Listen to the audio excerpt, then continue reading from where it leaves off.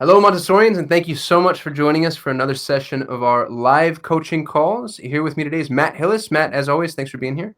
You're very welcome. Happy to be here. And we're going to go over a topic that is near and dear to my heart because it's one that I have to speak to often. This is your school's Facebook page. And this is a pretty significant disassociation from Facebook ads. I think Facebook ads get way too much attention, and organic Facebook traffic doesn't get nearly enough attention. This is a continuation of our series on growing admissions.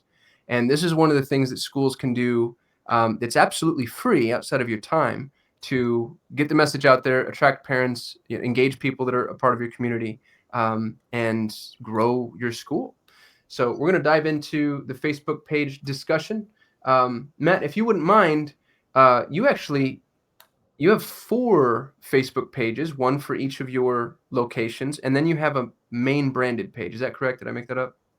So the main branded page actually is for one of the schools. We have a total of 4. Our biggest school, which is infant through upper elementary, actually is branded. And I think we did that because we've run the ads out of there. I know we're not talking about ads, but we do have a physical page for each location that we have. Got it. And to that point, this was a discussion that Matt and I had in the very beginning. Here's the decision we made. If you have multiple locations, we do feel that you need one page for every location because parents that go to an individual location are going to want to engage with that particular school. Correct. And it's easier to push out like event information, classroom specific information. However, in your marketing, especially when you're attracting new leads, you want to use kind of a main page. So choose the main page. And Matt, how did you choose that? That was just your largest school? It was the largest school. It was actually positioned in an area that is in the center of the other locations, so it seemed best in order to have to be able to target those different regions. Again, your results may vary. Every school. I mean, I know some schools that have it's the same school, but they have like an early childhood location here and an elementary location here. It's very specific to what your needs are. So that would be something that if you have questions about that, that's something you could absolutely drop in our forum as a question or get us on a phone call to help you work that out. Yeah, exactly. And there's a strategy here that I think needs to be thought out before you go and build your Facebook page, because once you create it, it's very difficult to change or modify. As a matter of fact, if you try to change or modify your Facebook page, you often find yourself just having to, we call it burning the page, but you have to release the page and create a new one, which means you lose everybody that has liked that page. By the way, good luck about ever getting any type of customer service or help from Facebook. I learned that the hard way. I run the Maria Montessori Facebook page, and we have, I don't know, 750,000 fans on it. And about 2 years ago, I lost access to it for whatever reason. There was some type of glitch internally with them, and I couldn't post it. And it took me 3 months. Wow. Literally 3 months. And at one point, I was literally considering driving down to the Bay Area and like knocking, going to their office and being like, "Hey, here's my ID. I own this page. I'm not willing to give up 750,000 fans." My point around that is that Facebook is so inundated with users that they don't have the capacity or maybe the willingness, I guess, to service people who are using their pages for free. Mm-hmm. I think that's a really good point too. It's another reason why we need to be really diligent with setting up our Facebook page and making sure that we're intentional with the setup. For instance, don't have your front office person set up your Facebook page. And the reason I say that is if they use a random email that you don't have access to, guess who owns your Facebook page now? So make sure that you're working with somebody that's inside of the organization that is going to be there forever. Not to say that your front office person is on the chopping block, but just to say that you want to make sure you have access to and ownership of your page at all times, because it's tethered back to that email. And like Matt said, Facebook has zero customer support at all on the organic level. Yeah, at the very least, make sure that the email is an email that you control. So it'd be an email in your domain versus somebody's personal Gmail account or something that is outside of your control. Because if that person were to leave, you could assume their email address and then get access to it. Really, the best practice, quite honestly, is for you to set up this Facebook page with your email and then give them access to it as an administrator. Yep. And just to make sure that we're clear on what we're talking about, because there's kind of a nomenclature issue here. Facebook has multiple element types. What you use to access Facebook yourself when you share a personal image or go on there and update your news feed is called a Facebook profile. Carrie's saying, how do we see you live? Carrie, are you not able to view the easy webinar link? I imagine you can hear us, but can you see my screen? I'm trying to share right now presently. Can everybody else see it? I can. Okay. Chime in on the chat if you can see that. That would help us be able to calibrate this for Carrie. Yeah, just want to make sure. And then while we wait for the chime-ins, I'll just keep going. Facebook has multiple profile types, and the profile types are delineated according to their use. So when you log into Facebook and update your newsfeed, that's called a Facebook profile, and that's a personal profile. Now, what we're talking about here is not a personal profile; it's actually a page, and Facebook calls them Facebook business pages. So that can that can be a word that doesn't necessarily apply in certain contexts, but we're going to call them a Facebook business page just to match Facebook's nomenclature. This is what you're setting up. When you set up a Facebook business page, it's going to ask you to see or to choose the category that you belong in. And I do believe education is a category. Can you qualify that, Matt? Do you remember that when you set it up? Yeah, so there's actually a couple different categories. One is education. There's one for preschool. I believe there's one for daycare, although I don't use that one. There's definitely categories that will fit our needs. And if you have elementary, definitely do private school.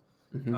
If you are just early childhood, just do preschool, or I believe preschool is the category. And you want to use a more focused category, not a more general category, because you can show up in Facebook's search, and the category is going to be one of the ranking factors for where you rank in their search results. And to Matt's point, preschool is much more specific than general education. Yeah, and you can also choose multiple categories. So it's like, for us, it was private school and preschool. So it's like you're not limited to just one. I think you can choose up to 3. Yeah, that's great to know. I didn't realize that. So make sure you're setting up a Facebook business page. This is much different than a Facebook group.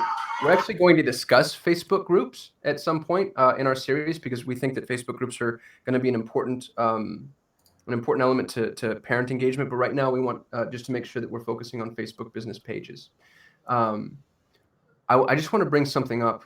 In my research for this talk, I stumbled across this article. 68% of US adults are on Facebook. And while that number isn't necessarily climbing any longer because they seem to have reached saturation, I think that is astounding. Nearly 70% of all US adults are on Facebook. To me, that means we really can't afford to ignore this network. As much as we may not love it, it leaves you in the dark if you're not here, because so many people go to Facebook in order to do research, engage with the brand, learn about things, search for services, which I think is really interesting.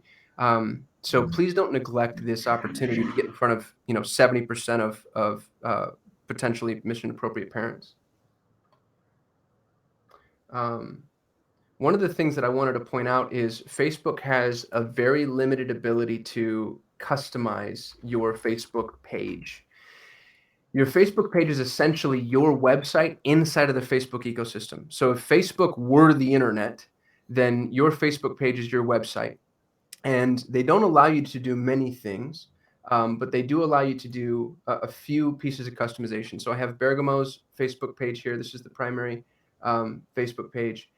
You can customize your logo, and this can be any image that you want it to be. I love that Matt's used his logo here. And then you can customize your cover.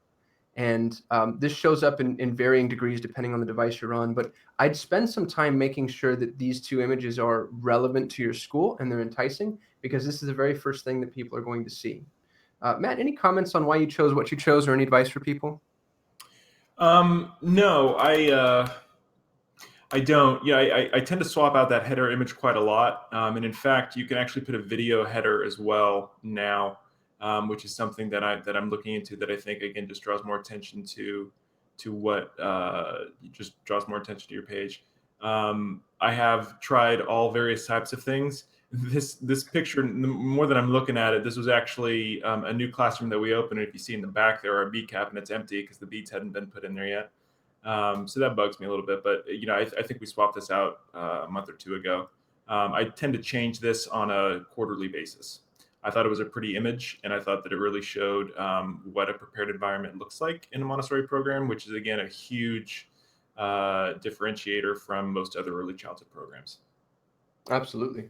And I love that you just gave us a timeline too. Swapping out quarterly, I think, is a great note, and something that I'd advise other schools to do too. You want to make sure this doesn't feel stale. Um, At the same time, you also want to make sure people can recognize your avatar when you're posting. And so while I love to change the header image or the cover image regularly, I actually prefer that people keep their profile, their avatar image the same. I think once you have an established avatar, and you've probably seen this on Facebook when you're talking to friends, when your friend changes their profile picture, you don't recognize them. And then somebody comes and comments on something that you said, and you look at the image before you look at the name, and for half a second, there's kind of a disassociation. So I think brands can do really well sticking to an avatar. And if you do change it, make sure it's intentional. I really like it when brands, like when a holiday rolls around, if it's Halloween, you have kind of a Halloweeny type of theme. I think that sort of thing is important or can be helpful. But otherwise, I would just leave it as is so that people continue to recognize and you're building, brand recognition. You'll also have a custom name. And so Matt, and this is awesome, was able to grab his actual brand as his username at Bergamo School. Your brand may not be available depending on what name you're going for and how common it is. There's a lot of Montessori schools with the same names, and that's perfectly fine, but you'll have to come up with a variation of your school. And sometimes that can dilute your brand, but I wouldn't be too discouraged about it. The one thing I would say, though, is make sure that you actually take this step. You have to go out and get this name. You have to ask Facebook for it. And I think you need 50 likes before they'll allow you to take your branded name. But what it does is it makes your URL much easier to find than, the weird string of gobbledygook that follows the URL string if you don't go get a branded name. You'll notice that Matt has over 3,000 likes. These are all organic likes. That means that these are all people that came to Matt's page and actually liked his page. Now, you can run ads with the intention of getting likes. There's nothing wrong with that. But the thing you have to be very cautious of is paying for likes. You can go on to Fiverr and get 1,000 likes for $50 or something. This is catastrophically damaging. And it's catastrophically damaging because Facebook's algorithm measures engagement according to how your users pay attention to your content. So if you go pay for a bunch of likes, even if they're real profiles, because that's what they're doing now, they're advertising likes by real profiles, those people aren't going to engage with your content long term. And so anytime you post something, if you have a bunch of, paid for likes, they're not going to be people that are interested in what you're posting, which means your engagement is going to plummet. And Facebook is going to assume that you're not posting relevant content. So it's okay to have a small number of likes compared to a large number of fake likes, because a large number of fake likes is going to ruin your page. 3,000 is a massive amount. This is really well cultivated. And I imagine, Matt, this probably took you a couple years to do, right? At least, yeah. Yeah. And so don't worry if you're not here. Even if you're at a couple hundred, that's perfectly fine as long as they're organic. But the way I want everybody to view this number is this is like an email list. This is a group of people that you can now reach out to that you have the opportunity to get in front of on a regular basis. Now, not everybody's going to see every post. As a matter of fact, I think I've read recently that the average permeation is between 3 and 5%. So only 3 to 5% of your list are going to see every post. But what's really cool about Facebook is you can actually pay to target these folks too inside of your ads. Not that we're talking about ads today, but it just allows you to cultivate a list of interested parties and nurture those prospects. Anything you want to say about that, Matt, before I move on? No, I mean, we don't do any type of paid ads right now to people on our list. This is more for those heavy Facebook users that may come back. Quite honestly, the more they're engaging with us, the more they're going to see what we're posting. So we don't necessarily pay to advertise to any of our people that are fans of our page. If you go down there underneath where it says promote local business, you'll see those 3 categories. Yeah, so we're able to have 3 categories: private school, preschool, elementary school. Those are the 3 categories that our business page is tagged with. Oh, that's great. And Facebook will also give you engagement data So you can see that this post here reached 411 people, which I just think is amazing. How cool is that you're able to put this message in front of 411 people and establish yourself as a thought leader? Absolutely. Here's one that reached 685 people with a share. Um, so pay attention to that too, the engagement, because what you're going to see is different topics end up getting different levels of engagement. Here's almost 1,000 people. So this is a third of Matt's database with 5 shares. That means 5 people found it relevant enough to share it to their own page. This is really well done, Matt. And we're going to talk about how often to post, what to post, etc. Melissa just said, do you invite people to like your page? And I think that one's for you, Matt. Do you have any specific outreach requests? Is that in your email nurture or in your onboarding?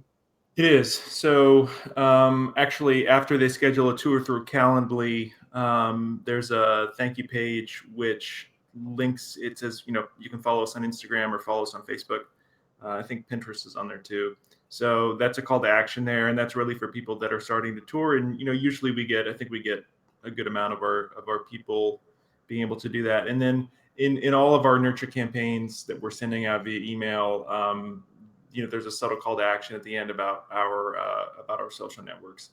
Mm-hmm. This isn't one of those things that I don't focus a whole lot on it, because, as Qasim said, the organic reach of what you're doing isn't going to be amazing. So we're doing mostly paid ads, and we're trying to get them onto our email list. And so once they're on our email list, that is the gold standard for us. This is just kind of gravy, I guess, for lack of a better word. Yeah, and you know what else it does, I think, is when somebody's researching your school and they hop on your Facebook page and they see just how engaged other parents are and how much you post, it really builds a sense of community and involvement. It gives them a glimpse of the school that they just wouldn't have otherwise. Yeah, it definitely humanizes your school.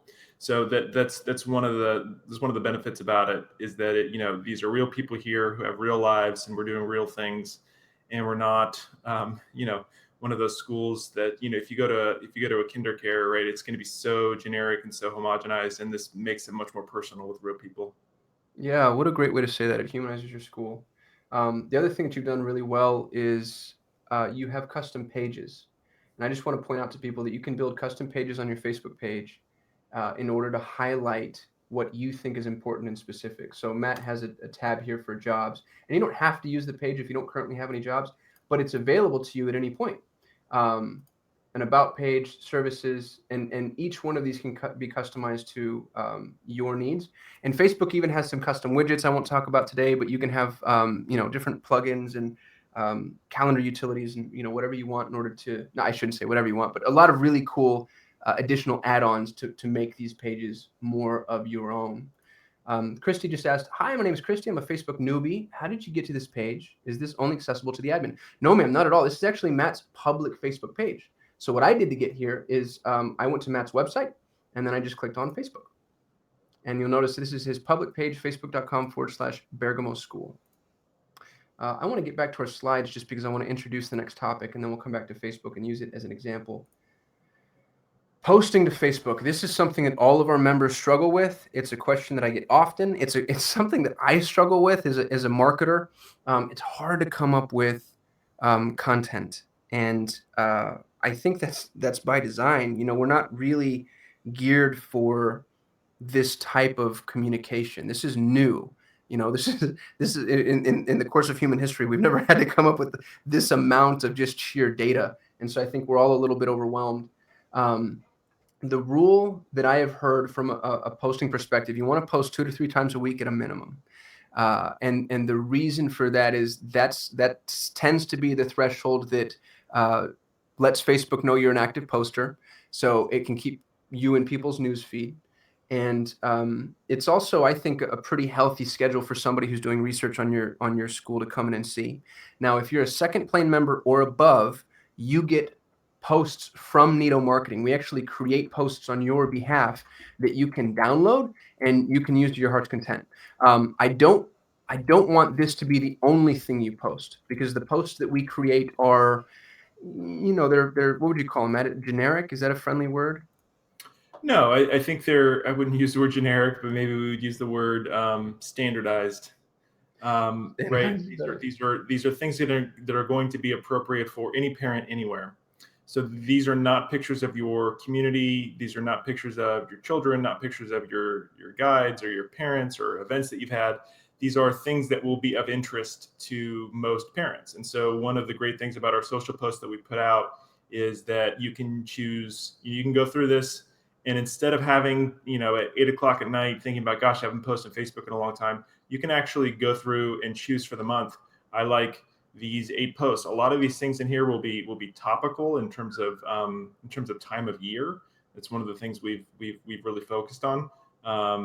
So, for instance, Beth from Wednesday, September 5th, Beth from our Montessori Life talks about her family's autumn pace. Right, we're posting that in September, which is a time when people are starting to think about fall. So this saves you a ton of time, and everything that you're going to get here is going to be in line with Montessori pedagogy. And to Matt's point, you can draw from this. You don't have to post all of these, and you can customize them too. So if you feel like there's additional context or more information that you want, this just gets the brainstorming started. So if you are a second plane member or above, please use this resource. This comes out every single month, around the 5th to 6th of the month. So August content is already available, or excuse me, September's content was already available in August, and you can see the September posts here. We have one post for every business day. And you can pre-schedule these posts. So Facebook allows you to pre-schedule posts. There are tools available like Hootsuite. We use Social Pilot. And in about, I'd say 15 to 20 minutes, you can hop into Facebook and pre-schedule the post for every single day. And you just have your entire social schedule for a month done in 20 minutes. And Facebook pulls images from each of these sites. So you can upload your own image if you have one. You can use one of our stock photos if you'd rather use our library, or you can just leave it up to Facebook to pull the image from the site. And if you don't like the image, you can always toggle over or change it out. So this is much easier than, trying to come up with everything all on your own all of the time. I will say that this needs to be supplemented with personal posts from your school. What I've noticed and what you'll actually see on Matt's Facebook page is the content that gets engaged with the most usually seems to be content from his school. So one of the examples I'll offer, you guys, Matt, do a phenomenal job at posting images of, here's some of your guides, I think. Yeah, they just graduated from birth to 3 training. So that got a lot of, 43 likes, 3 comments, 1 share. That's a good post for us. But the reason is because, the parents at our school see that and they're so happy for Keisha that she finished her training. And Shelby as well. That's our infant guide and our toddler guide there. And they just finished their training in Denver. And so of course we're going to promote that. It's a huge benefit and they look very happy. Right. And it's a celebration. So, anyway, yeah, that does definitely perform better than a generic post. Absolutely. And you have to post at least once a day, correct, Matt? I mean, we post about anywhere, depending on the time of year, but anywhere between 4 and 7 times a week. Okay. That's great to know. I've heard the rule, and I think this comes from Ryan Dice over at Digital Marketer, but they say with curated content, meaning content that you go out and find across the web, you want the 9-to-1 rule. So 9 posts are thought leadership posts, and they're, topical or brain teasers or things that just get people thinking, but they're not necessarily kind of a look at me post. And then 1 of the 10 is the look at me. I'm not sure how you feel about that, Matt, or how that ranks into how Bergamo tends to build social media posts. I haven't thought about that a whole lot. I think that makes sense. Listen, and you've said this to me, Costin, before. You should post as if you could post every day with things that resonate with people. That's great. What you don't want to do is post things that sometimes I see people that have automated posts on their Facebook page where it's like it's being pulled from something else. And it just it's like this weird autopilot thing where I'm like, this is not a human being doing this. This doesn't even seem interesting. It's kind of strange. So as long as you're posting some things that are relevant and to your parent community and to your overall community, you should post as much as you can. But the trick is finding enough content to do that. Absolutely, very well said. Matt, have you dealt with any issues on Facebook in regards to interacting with parents? People posting comments or sending you messages that need to be dealt with, positive or negative? I have had so Facebook has Well, let me see if I can answer that. I've never had anything negative on Facebook. I mean, I have had people before contact us through Facebook about like I had some weird person that wanted to apply for a job that kind of wouldn't leave us alone, and finally I had to block her from Facebook because she was literally just spamming us every day. Wow. So it's one of those things where I'm actually not the one that is responding to or receiving those messages in Facebook. So I don't deal with that a whole lot, and I can't answer that. But it's pretty innocuous. I mean, I haven't had any major problems that's really gone up the chain to me. Mm-hmm. That's good to know. Facebook is difficult because there's so many conduits through which people can reach out. They can comment on specific posts. They can message you directly. Facebook Messenger kind of shows up in various areas, which is really weird. So if you have multiple members of your staff that all have access to your Facebook page, if one of them looks at the message, that message is now marked as read, even if they don't respond. And so coming up with a process to make sure you're engaging with those prospects appropriately, I think can be important depending on how active your Facebook page is. And on that note, Nito actually offers a dashboard tool to our third and fourth plan members that offers a notification for every Facebook interaction and gives you the ability to respond from the dashboard. So if you're a third or fourth plan member, make sure you're taking advantage of that. If not, reach out to us and we can get it set up for you. Qasim, in terms of interacting, I'm not sure if this is part of our slide deck, but one of the things that we have not implemented yet, which I know Facebook offers, is you can have automated replies to general questions. So there's some AI. Is that part of what you're talking about today or not?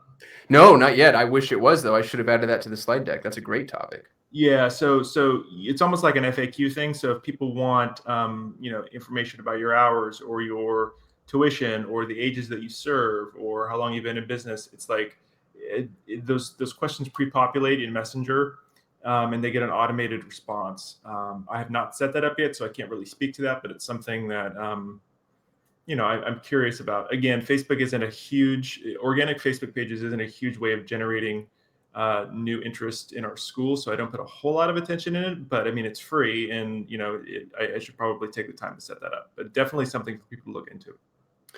To Matt's point, there's a tool available online called MiniChat, and MiniChat has some really robust features. It's so easy to figure out. If you can figure out building a Facebook page, you can figure out MiniChat, and it creates some of that those automated sequences. And the best part about MiniChat is, drum roll, it's free. It's free to use. It does limit your usage, but to be frank, I think most schools could just rely on the free version and never have to upgrade because we can just focus on the things that are most common. And then I think the pricing is actually pretty fair. $15 per month for 1,000 subscribers. That's not bad at all, considering what it might be able to offer you. So, one new admission a year, I think, would more than justify an expense like this. Yeah, interesting. So 2 points about that. Number one, any type of bot that you're using, any type of automated sequence that you're using, you need to think about what your goal is. And our goal is to be able to capture their email address. So what you're doing in those things is they're asking for your tuition. Great. Here's a link that you can click on where you can go download our tuition. It's going to take your email address to do that.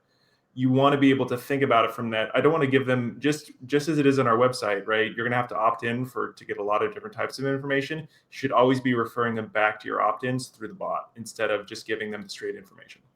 And number two, like I mentioned, I run the Maria Montessori Facebook page, and that has 750,000 fans.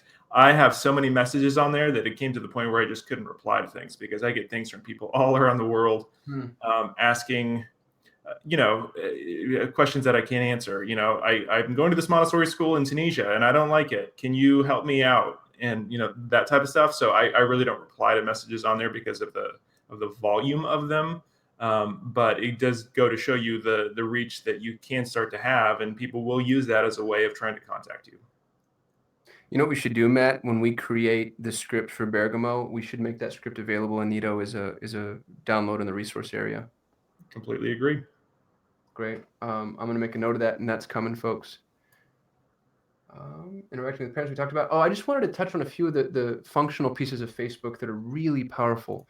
Facebook Live is one of them. And I've had so much success with Facebook Live. I'm kind of blown away by it oftentimes. Instead of posting a written post to Facebook, you can choose to uh, post live video. And the live video, you can decide, hey, I'm going to share my webcam or share my screen instead.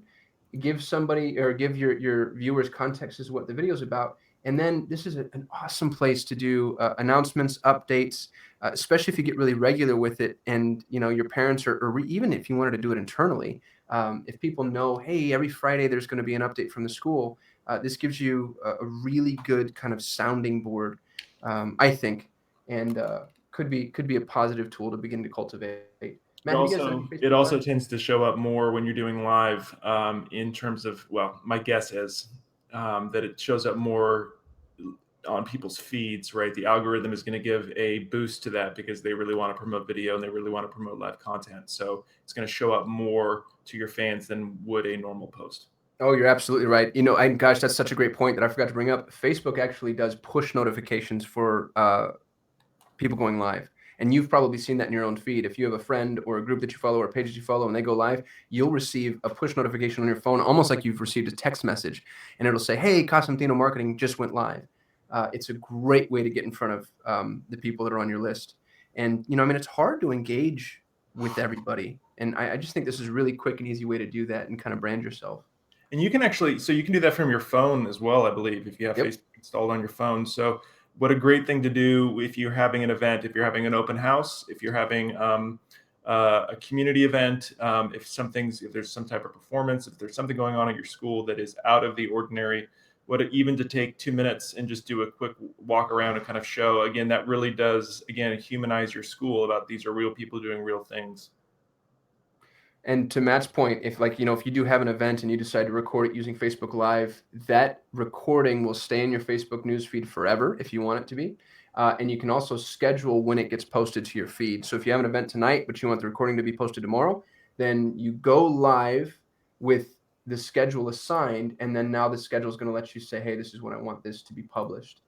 Really amazing tool, free to use. And I think this is more effective than some webinar tools in certain contexts, as long as you don't need kind of the back and forth interaction. Yeah, for sure. The other thing that I wanted to bring up is Facebook polls. I think this is a tool that most schools can benefit from. Some of the questions you ask can be a little innocuous, but little things like, hey, we're having the ice cream social. Who wants chocolate and who wants vanilla? That type of thing is, as silly as it might sound, it really gets people involved and gets them engaged, and it starts to get them to assume ownership of your page, which is what you want. You want them to feel like they're a part of your page and a part of your community. You can have multiple admins, and I strongly recommend it. Adding other people from your school helps take some of the burden of posting off of your shoulders. They can post directly from their phone, and they can do so as the school, and Facebook makes it really easy to add administrators. So, if and where appropriate, I'd recommend putting as many people on your Facebook page as you feel comfortable with. And the last thing I'll say is just make sure you track your results. It's also very easy to do. Facebook has, and I won't pull up Matt's because I don't want to share anything proprietary, but they have reporting that shows, your most popular days, your most popular times, your most popular posts. And when you start to key in on those common denominators, you can begin to follow that success in the future. So you know what's working and what might need a little bit of help. So just pay close attention to that. It doesn't take much time and it's really worth doing. Ideas for posts. Full disclosure, I stole this online for this slide because I am not, this isn't my strong suit necessarily, but I found quite a few sites that had some really awesome recommendations. Our posts are actually written by a Montessorian. Her name's Christy. She's amazing. And I think she does a great job of coming up with ideas. But here are just, categorically some ideas for thinking about additional posts. This will be available. The slide deck is always available. When you view the recording, it's available as a download. So, feel free to take a screenshot of this or go view the slide deck later. I won't go through each one of these in sequence, but there's just a lot that you can do with Facebook if you want to spend just a little bit of time being creative. Matt, any comments on this before I move on? I don't want to glaze over it, but I also don't want to waste any time either. Listen, I think that Facebook is really, really great for highlighting the people that you have. So we tend to post a lot of pictures about our staff or our children, or ideally both of them together. So for us, that really does tend to perform the best. I don't necessarily use this for a lot of news announcements because we've got people on on this page who are fans who may not be in our community, right? Maybe they're a Montessorian from Atlanta or something. So I don't use it a whole lot for that. Definitely positive stories. I don't do a whole lot of questions, although maybe that's something that could increase engagement. But I really get back to the thing about the social posts. I mean, you don't have to think about this. Social post is a great way to, I've got 30 posts for the month and I like 6 of these. I want to find more content like this. And so it's a good way of kind of structuring your search if you want to search for more stuff, or just use all the stuff that we provide you. Very well said. I want to talk briefly about reputation management because Facebook has a review utility. And what's a little frustrating about Facebook's reviews is it allows anybody in the public ecosystem to review your school. And I've had clients in the past that have been reviewed by folks that aren't even in the same country. And you wonder what's going on or where they're coming from or why they're doing what they're doing. But it's really important to monitor your Facebook reviews because it's an important part of your online reputation. And you'll notice that Facebook reviews show up inside of Google searches. As a matter of fact, Google pulls from Facebook in order to populate their Google local listing. So when you Google your school, and I'll give you an example, here's Bergamo, search for the name by name, and you'll notice reviews from the web, Facebook, 5 out of 5. Now that's great because it's 5 out of 5, but imagine if somebody came online and decided to say something malicious about Bergamo. You want to make sure that you're able to handle that. The cool thing about Facebook that most review networks don't have is it allows you to turn your reviews off. So you can turn reviews off for a page completely. If there's an issue or you need to resolve a problem, just be aware that that's possible. It's a one-button toggle, and it allows you to subvert the issue entirely. Now, I don't recommend necessarily doing that. I think more important than that is just asking for reviews. And asking for reviews is it's a tedious process, but there's nothing more powerful than social proof. Matt, can you talk a little bit about how you guys cultivate reviews, what you do, when you ask? Is there a process for that, or is it just kind of by the gut when you're having a good conversation with a parent? No, we ask them as part of our process for when people leave. So let's say that we have somebody leaving who's maybe not going on to elementary, but they finished the 3rd year of primary. Even if they didn't finish the 3rd year of primary, sometimes that happens still, unfortunately. We have an internal rating system where we're asking the teacher, we're asking the guide whether or not this is a good exit. And lots of times I'll know that, right? So sometimes, just like any school, you'll have somebody that leaves in the middle of the year because it wasn't a good fit for them or they weren't a good fit for us. We're not going to ask them for a review. However, 90% of the people that leave are going to have very positive feelings about your school. So the best time to do that is when we are celebrating the success of this child, and we're honoring it. So that's a great time to ask for a review. I found that it's best to actually come from the guide and not from the school. So the guide sends out a pre-written email that says, by the way, I'm wondering if you'd be willing to write a review of our school. And here's a link to the site to do that. We do that at a variety of sites, whether that's Great Schools or whether that's Google or whether that's Yelp or Facebook. Facebook reviews I've found tend to be the most positive in general. If you go to a site like Great Schools, I've never seen a school that has a higher rating than a 4 on Great Schools consistently because it just kind of invites negative feedback. It does. And people tend to be a little bit more picky about things. So asking is very, very important, and just making sure that you're asking people, and again, for us, and I think this would be the same for all schools, is that when they're leaving is the best time to do that. I feel the same way about Yelp, incidentally. I feel like people don't use networks like Yelp or Great Schools unless they're angry. Correct. And so it's not like they're going to go out proactively seek you. Oh, I'm so happy with this school, I'm going to go out and proactively help them out.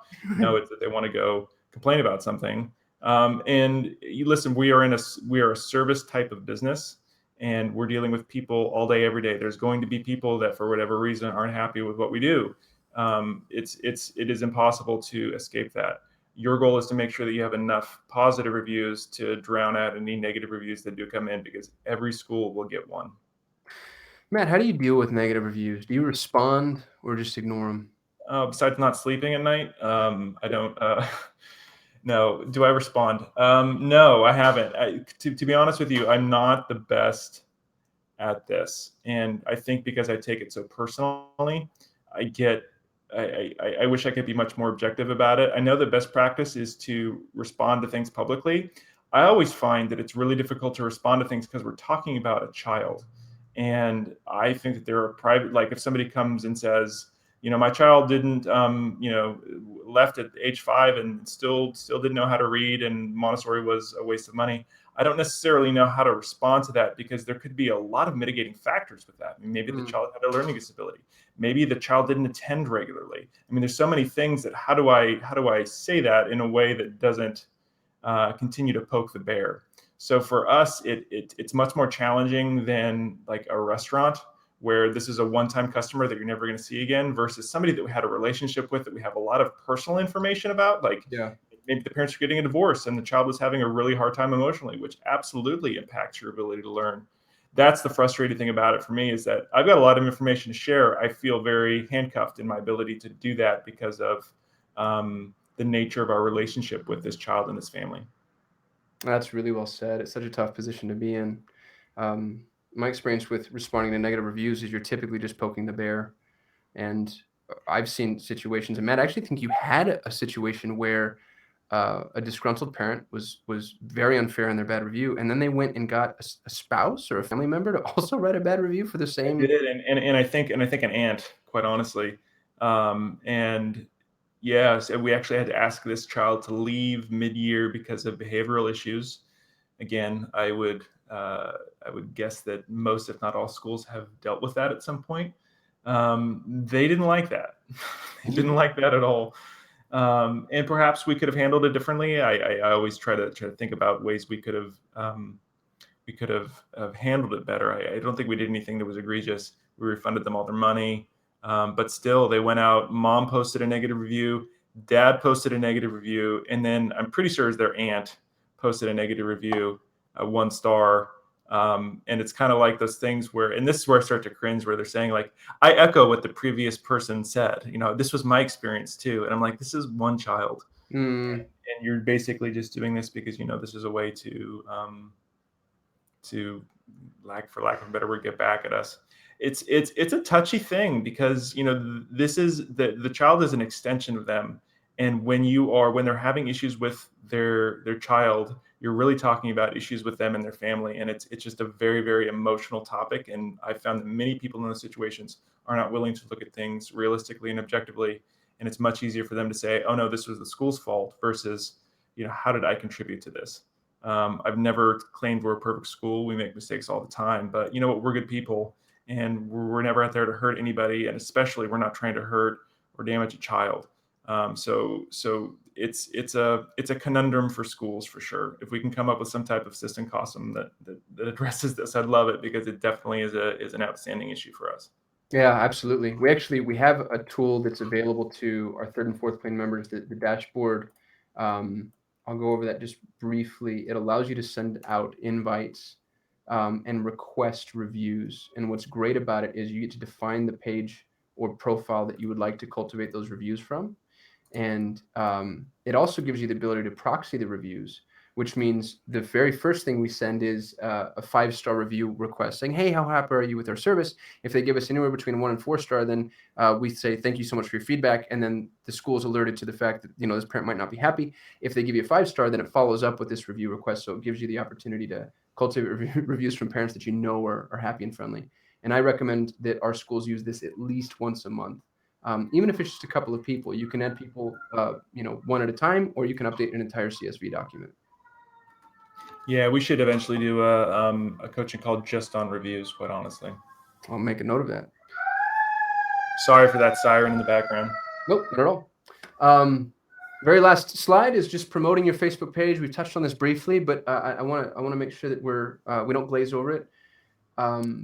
This is an important facet to your marketing strategy, and something that I actually think doesn't always need to be digital. So you'll notice that restaurants have a little placard in their window that says, like us on Yelp. Um, I think schools can have little placards in their front office saying like us on Facebook. I think that's perfectly appropriate, and it's a great way to get people to join join your community. Matt, do you do any offline marketing?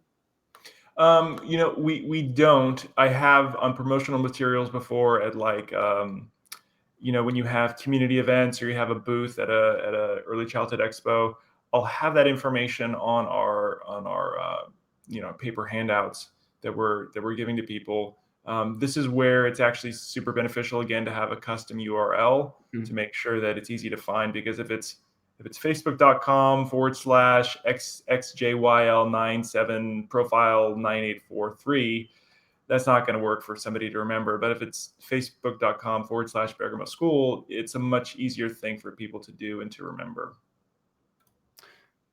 We also recommend linking to your Facebook page when relevant. So put it in your email signature. And I don't mean newsletters. I mean, if your Facebook page is something that you want to promote, you can put it in your personal email signature, and it just acts as a constant reminder to hop on Facebook and engage with your profile. You can have members of your staff do this as well. If you are sending out emails, email newsletters, you can put it in the email newsletter as well. But anytime you have anything that goes out to parents, even if it's managerial, copy of their invoice, then adding your Facebook page at the bottom is just a great place to constantly remind them that there are other places that they can go to engage with you. Correct. Even to your vendors as well. I mean, Oh, great again, point. you really want them to know who you are and what you do, and you'd be surprised about how that can spread. I want to touch on boosting posts briefly because this is something we get a lot. I don't recommend it at all. Boosting posts does not give you the same permeation for your money that normal Facebook ads do. Now, if you have an amazing post that's getting a massive amount of engagement and interaction, and you don't have the time to build a whole ad campaign around it, then I think it's okay to boost that post as an exception to the rule. But generally, boosting posts is an inefficient use of funds. You get far more views and access to more qualified prospects if you build a targeted ad campaign, because with boosted posts, you're giving Facebook the money first, and then they're saying, all right, we promise to put this in front of people, as opposed to building, cost per impression or cost per click, where you're really able to kind of manage the deliverable. And So, more importantly, capture their email. yeah, absolutely great point. Boosted posts have no goal. It's just, hey, put this in front of people, please. Where ad campaigns have a goal. And, to Matt's point, we really want to go after the email because we want to be able to nurture them long term. Yeah. Facebook ad campaigns. This is something that we actually do on behalf of our members in the third and fourth plane. To promote your Facebook effectively, or your Facebook page effectively, you can always run a campaign for more likes, and you can segment it by people that live in your community and have interests that you think make them mission appropriate. So these are relatively easy to set up. If you're doing them yourself, I'd recommend an educator named John Loomer. John is probably the smartest Facebook guru on the planet, let's say, and he has quite a bit of video tutorials. Many of them are free, and this will give you enough context to be able to hop in there and do it yourself. We have some Facebook training on Nito's site, and we also offer Facebook services if anybody's interested. Any questions from our members? Questions or comments? Anything that we can help with? Any dying concerns? Please feel free to drop that into chat. We've got about 12 minutes here until the hour is up, so we're happy to field anything that you have. Matt, anything you want to touch upon that you think that we didn't spend enough time with?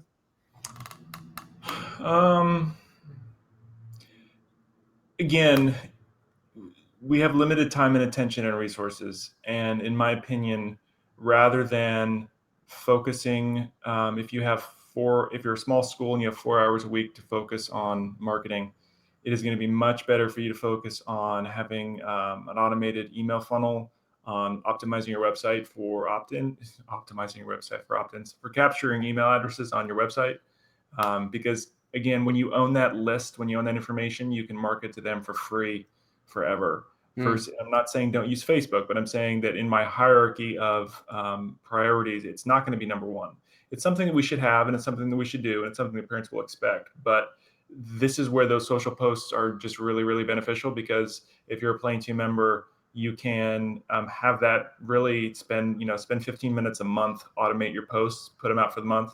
And then that at a very minimum, you have checked that box, and then you can focus your time and attention and resources on actually building an email list and actually getting people to come in to tour your school. Matt, what other social channels do you use other than Facebook? We're probably not going to build a coaching call on every social channel. At least I don't think we will. Mhm. But it might be worth touching on the channels you use. And after you respond to that, I've actually got 2 questions from our members too. Sure.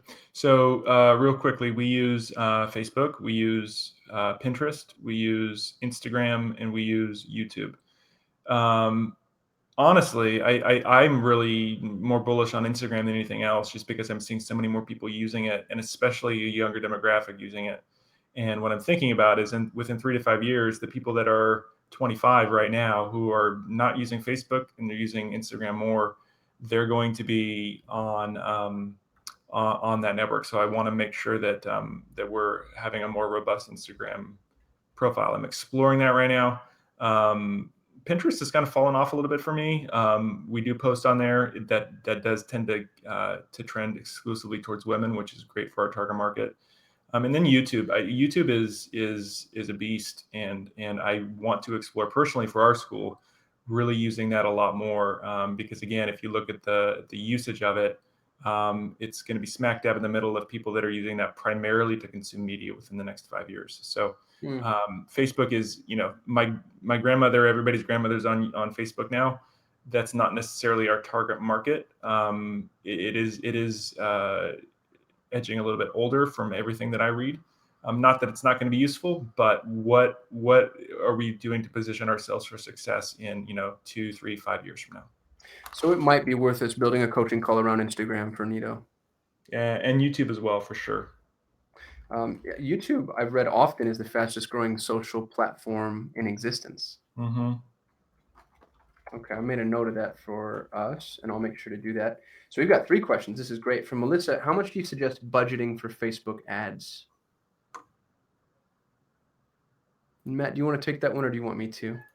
Why don't because you do Facebook ads for people? I mean, I can tell you what we spend. We spend probably $1,000 a month on Facebook. Mhm. We're a larger school, and it's effective for us. The cost per lead is lower as compared to Google. We've talked about this before in previous coaching calls. So if you'd like more information on that, you should go back and review the coaching call on paid advertising with Google. So we spend about $1,000 a month, and it works for us. We recommend with Nito members that you spend a minimum of $200 a month. That's an absolute minimum. Anything under that, you tend not to get, you don't reach the threshold necessary for acquiring enough data to make optimizations. I would call $200 a micro budget. You're going to get great remarketing. You'll probably get somewhere in the realm of 3 to 4 leads. Now, what's interesting, and I mean tours, what's interesting about that is 3 to 4 tours out of Facebook. Now we need to look at your show rate. So let's say you have a 75% show rate. So now 4 just became 3. And then we need to look at the quality of those tours and whether or not they convert. And, if you have a 33% admission rate, then you're going to get 1 new student per month in theory. But I would anticipate it being much lower from Facebook because they tend to be a slightly lower quality. So, if you're getting 1 admission every couple of months, I think it still could potentially make sense, but that may or may not be true depending on what your Facebook is producing. So $200 is a little scary for me because there's just no guarantee of it working, but it is possible. This is also one of those things where it's actually worth the money if you're going to do this seriously, to spend having somebody help you out or do it with you to make sure that you're not wasting your money, because it's easy to do. Absolutely, very well stated. So if you have a friendly parent that knows Facebook, I think that's one avenue. Nito offers it in our third plane. But $200 is a minimum. $500 is a much healthier budget. If you can spend $500, then I think you're going to see some pretty solid results from Facebook. We do have some schools right now that are running Facebook where it's not working quite as well. Most of our members are succeeding with Facebook. And what's interesting is it's the exact same template that we're using for everybody because it's Matt's highest performing Facebook campaign. That's what we're giving to our members. So it's interesting for me as a marketer to see it perform really well in certain geographies and not quite as well in other geographies. So be prepared for that too. You just need to make some changes and tweaks so that we customize it to your specific market and demographic. Jen asked, we just got an email from Facebook saying that they're redoing the format for a page. Do you know anything about this? Looks like a lot of stuff that we don't understand. This isn't a big deal at all. I brought this up just so you know. I thought these guys did a good job at explaining it. These are micro changes. The cover photo size has changed. The profile photo no longer overlaps. This like and share button have moved. This isn't anything to be concerned with. There's a search feature that I think is pretty cool. It's actually already been there, but they're making it more prominent. But no, Jen, nothing to worry about, nothing you have to do, nothing actionable in my opinion. And then Christy asked, curious what procedure you use to get approvals for the use of children's/parents' images. Yep. And we talked about this a couple weeks ago. I'm happy to address it again. Actually, in our enrollment agreement, we have a photo release. And this is essential for you to do if you're going to be doing any type of social media work, any type of media work on your website.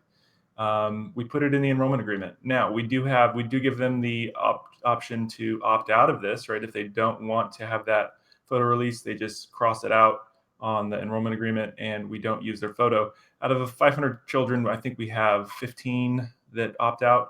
It's so much different now. When I first started working, at the school, it was a big deal to post the image of a child on your website, and people were concerned about privacy.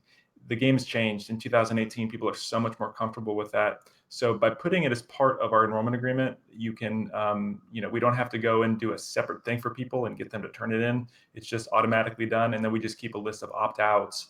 And our communications director and photographer knows who not to use in images in any of our promotion. So Christy, this is actually in our resources section. When you log into Neato, in the resources section, you'll see 3 templates. And the first template is Matt's early childhood enrollment agreement. You'll probably want to customize this for your own needs because it has language specific to Matt's school. And I actually think language specific to the state of California. But it's a good template. Yeah. And again, this is one of those things. Your enrollment agreement is really, really important to really important to think through and to pay that $300 to have your attorney go through this, because this is your get out of jail free card if anything were to ever happen at our school. We have an indemnity agreement. We have our photo release. We have everything that's in there. And yeah, it feels a little bit legally, but you know what? We're in California, especially. It's a very litigious state.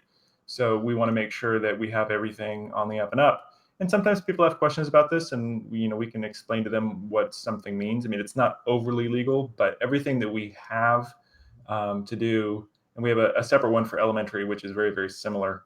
But yeah, do use this as a template. Don't use this again. This is not. I'm not a lawyer. I'm not telling you to use this for your school, but this could give you some ideas, especially section. Where's the photo release? Yeah, photo. It's number 10. Parents authorize the school to take and utilize photographs and/or video and audio of the parents and children enrolled in the school without any compensation to the parents or children. The parents understand and agree that these photographs and tapes may be used in preparing promotional material for the school or its affiliates in any medium. The parent waives his or her right and child's right of publicity in connection with said materials. So again, our lawyer wrote that, and that's basically all we need. And from that point, we are free to use photographs. Anytime I'm doing something that is very, very prominent, like a billboard, for instance, I would absolutely go ask for specific permission to use a child's photograph. But again, the good news is that can just be in an email, and the parent can say, yep, that's fine with me. And then I don't have to have anything else signed. That's a great note. And Matt, do you use DocuSign still? We do. Awesome. So our members know we actually have a course on using DocuSign inside of the members area. DocuSign's free, and it allows you to submit documents like that to be signed electronically. And it just makes things so much easier. And it also houses those documents for you in perpetuity. So if you're not using DocuSign yet, make sure to take this course, because I think it's a pretty significant improvement on, trying to chase paper trails. We do. We don't do any paper anymore for enrollment documents. Every single enrollment agreement, all of our internal paperwork, all of our state licensing forms, everything is done via DocuSign. And again, that's one of those things where it's like it saves you maybe 25% of the time of a person. So instead of having an office manager follow up on paper, send things out, oh, I mailed it in, oh, I didn't get that, oh, we misplaced the signed enrollment agreement. I mean, how many times have we all dealt with things like that? It's super frustrating. With DocuSign, parents can sign it on their phone, and it's just done to get a copy of it signed for their records, and their email is just automated, and it works great. And I just misspoke. DocuSign used to have a free version for pushing signatures. Their free version now only allows you to sign documents, but the paid version on a monthly basis is $15 per month for sending documents to be signed. Again, one of those things where it's like even for $500 a year, the best $500 you will ever use for sure. It's an amplifier. And quite honestly, it's easier for parents. And you get things done much more quickly. You don't have to mail out things. You don't have to make an appointment to come to the school. So do it. And please do take this course because we went through on how to use that. And we're not DocuSign affiliates, incidentally. I just want to mention that. Matt, as always, thank you so much for your time today. Really appreciate you taking the time to do this. This is important for our members, and it's a big deal. I know you're busy. It is. We start school on Monday, and I'm sure that there's some other people here that are in that same boat. So thank you for taking the time out of your day to join us as well. And just a reminder to our members, we hold these coaching calls every Thursday, 10:30 a.m. Pacific. We're going through Matt's proprietary system. We're calling it the Montessori Marketing Method.